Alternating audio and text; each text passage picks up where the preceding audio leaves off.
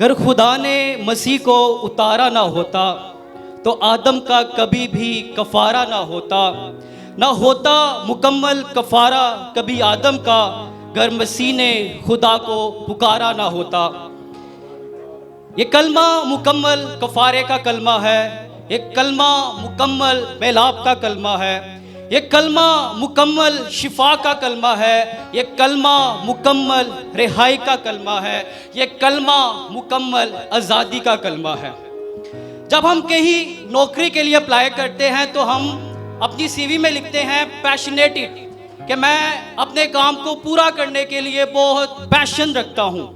लेकिन मैं आपको बताना चाहता हूँ, कोई भी इंसान अपनी दुनिया के काम को पूरा करने के लिए अपनी जान नहीं देता।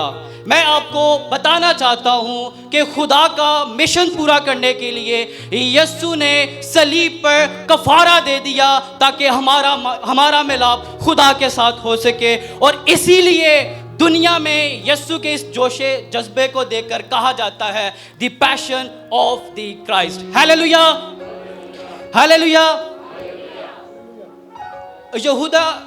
यहूदी जब कुर्बानी करते थे तो बर्रे का जो खून होता था उसको इस्तेमाल करने का खास तरीका होता था।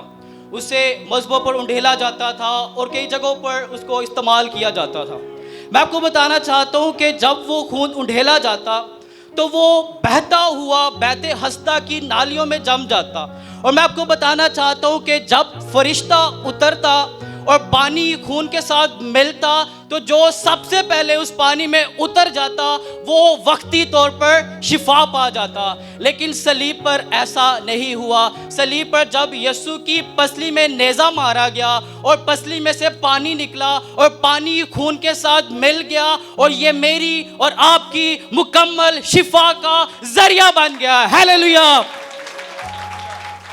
जरा बुलंद आवाज से कहिए हालेलुया। 39 कोड़े, ये कोड़े शीशे की हड्डी से बने होते, मुख्तलिफ हड्डियों के टुकड़े होते इसमें।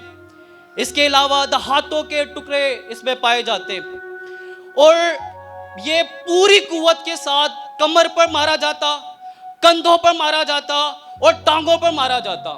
और कहते हैं कि जब इस कोड़े को वापस खींचा जाता तो गोश्त गोश्त से जुदा हो जाता। कहते हैं कि जब इस घोड़े को वापस खींचा जाता तो हड्डी हड्डी से जुदा हो जाती। जब इस घोड़े को वापस खींचा जाता तो खून की नदियां धारा बनकर बहना शुरू हो जाती। ये दर्द नाकाबिले बर्दाश्त था। सलीब का जो टुकड़ा यीशु कलवरी के मुकाम तक उठाकर लेकर गया, उसका वजन बताया जाता है कि 36 किलोग्राम से 57 किलोग्राम था। इतनी मार के बाद वो वजन उठाकर कलवरी के मुकाम तक जाना, ये दर्द नाकाबिले बर्दाश्त था। मैं आपको बताना चाहता हूँ कि 7 इंच के मोटे कील और 7 इंच के लंबे कील और आध इंच के मोटे कील जब ये हाथों और पाँव में ठुके हुए हैं तो ये दर्द नाकाबिले बर्दाश्त है। जब कांटों का ताज सर के ऊपर रखा हुआ है तो नसें फट चुकी हैं, ये दर्द नाकाबिले बर्दाश्त है। जब यीशु के बदन गोश्त से जुदा हो चुका है, हड्डियां हिल चुकी हैं, ये दर्द नाकाबिले बर्दाश्त है। और इस दर्द को बर्दाश्त करते हुए यीशु ने सलीब पर इस कलमे को सिर्फ बोला ही नहीं बल्कि चिल्ला कर कहा, एली एली लमा शबक्तनी, यानी ऐ मेरे खुदा तूने मुझे। जब यीशु ने ये कलमा अदा किया तो जो सलीब के पास लोग मौजूद थे उन्होंने सोचा कि ये एलिया को पुकार रहा है। उनकी ये गलत फहमी थी कि ये एलिया को पुकार रहा है। हम भी बाज़ औक़ात सलीब के नीचे तो होते हैं लेकिन हम यीशु की मुकम्मल कुर्बानी से वाकिफ़ नहीं होते। हम यीशु के मुकम्मल कफ़ारा से वाकिफ़ नहीं होते। मैं आपको बताना चाहता हूँ कि ये मंजर नहायत ही दर्दनाक था। ये मंजर इस कदर दर्दनाक था कि ज़मीन लर्जी। ये मंजर इस कदर दर्दनाक था कि ज़मीन 2 हिस्सों में तकसीम होगी। ये मंजर इस कदर दर्दनाक था कि हैकल का मक़दस का पर्दा 2 हिस्सों में फटकर तकसीम हो गया। और ये दर्द इस कदर नाकाबिले बर्दाश्त था कि सूरज ने अपनी रोशनी छोड़ दी और आसमान तरीक हो गया। बहुत सारे लोगों ने इसको निगलेक्ट करने के लिए कहा कि सूरज ग्रहण था। ये सूरज ग्रहण नहीं था, क्योंकि ईद फसा के मौका पर चांद मुकम्मल होता है और बताया जाता है कि ये सूरज ग्रहण से 12 गुना ज़्यादा तारीखी थी। और ये तारीखी इसलिए थी क्योंकि यीशु की अदालत हो रही थी। ये तारीखी यीशु के ये तारीखी इसलिए थी क्योंकि खुदा का गज़ब उस जगह पर था।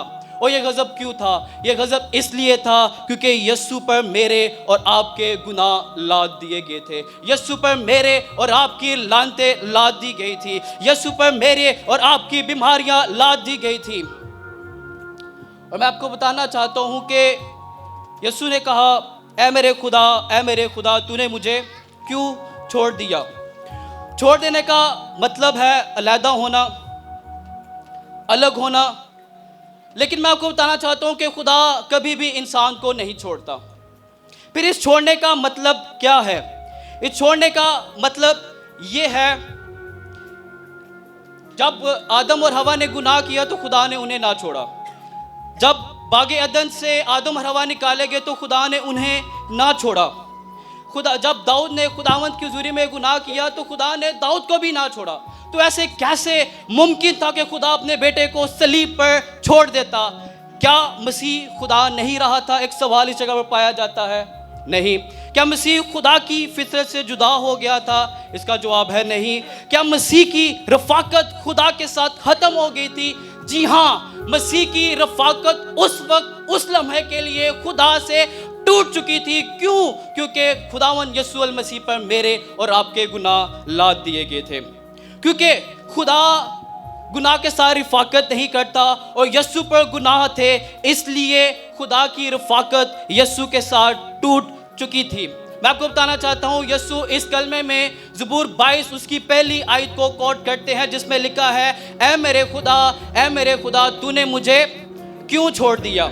ये दुख, यहूदी दुख और तकलीफ में इस आयत को बोला करते थे। और बताया जाता है कि यहूदी आज भी, यहूदियों में जो खुदकुशी का रेट है वो ना होने के बराबर है। क्यों? वो इसलिए क्योंकि यहूदी दुख और तकलीफ में खुदावंद के कलाम को बोलते हैं। वो दुख और तकलीफ और मुसीबत में खुदावंद के कलाम को याद रखकर अपने हालात के खिलाफ खुदावंद के कलाम को बोलते हैं। मैं आपको बताना चाहता हूँ कि खुदावंद का कलाम जब हमारे अंदर होता है तो हम भी अपने हालात और मुसीबतों के लिए खुदावंद के कलाम को जब बोलते हैं तो हमें तकवीयत मिलती है। हालेलुया। तो हमें तसल्ली मिलती है। हालेलुया। तो हमें इत्मीनान मिलता है। हालेलुया।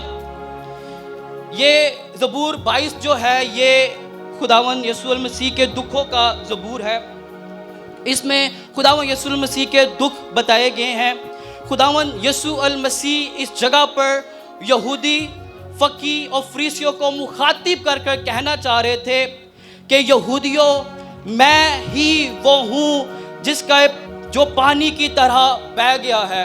यहूदियों को बताना चाह रहे थे कि मैं ही वो हूँ जिसकी सब हड्डियाँ उखड़ गई हैं। मैं ही वो हूँ जिसका दिल मोम की मानिद हो गया है। मैं ही वो हूँ जिसकी कुव्वत ठीकरे की मानिद खुश्क हो गई है। मैं ही वो हूँ जिसकी ज़ुबान तालू से चिपक गई है। मैं ही वो हूँ जो मौत की खाक में मिला दिया गया है। मैं ही वो हूँ जिसको कुत्तों ने घेर लिया है। मैं ही वो हूँ जो नबूतों की तकमील है। हालेलुया।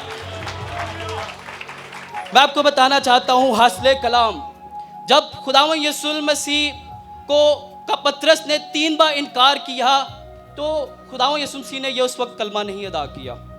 जब भीड़ खुदावंद यीशु मसीह को छोड़ गई तब खुदावंद यीशु मसीह ने कलमा अदा नहीं किया।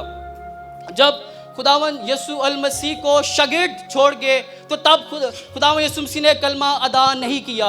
ये कलमा खुदावंद यीशु मसीह ने उस वक्त अदा किया जब बाप यानी कि खुदा यीशु को छोड़ चुका था। मैं आपको बताना चाहता हूँ, दुनिया में बड़े बड़े ब्रांड बड़े लोग, बड़ी हस्तियाँ आपको छोड़ जाएं, आपको कोई फ़र्क नहीं पड़ता। फ़र्क आपको उस दिन पड़ता है, आप ख़त्म उस दिन होते हैं जिस दिन जिंदा खुदा आपको छोड़ देता है। मैं आपको बताना चाहता हूँ कि खुदा गुनाहगार के साथ रिफाकत नहीं करता। गुनाह हमें तारीकी में ले जाती है, गुनाह हमें तन्हाई में ले जाती है, गुनाह हमें तन्हा कर देती है, गुनाह हमें रोने पर मजबूर कर देती है, गुनाह हमें दुखों में ले जाता है। तो मैं आज सुबह आपको बताना चाहता हूँ कि खुदावंद यीशु अल मसीह ने हमारे माजी, हाल और मुस्तकबिल के गुनाह को लिए हुए सलीब पर फतह हासिल की है। और खुदावंद के कलाम में लिखा है, जिन्होंने उसको कबूल किया उसने उन्हें खुदा के फर्जंद बनने का हक बख्शा।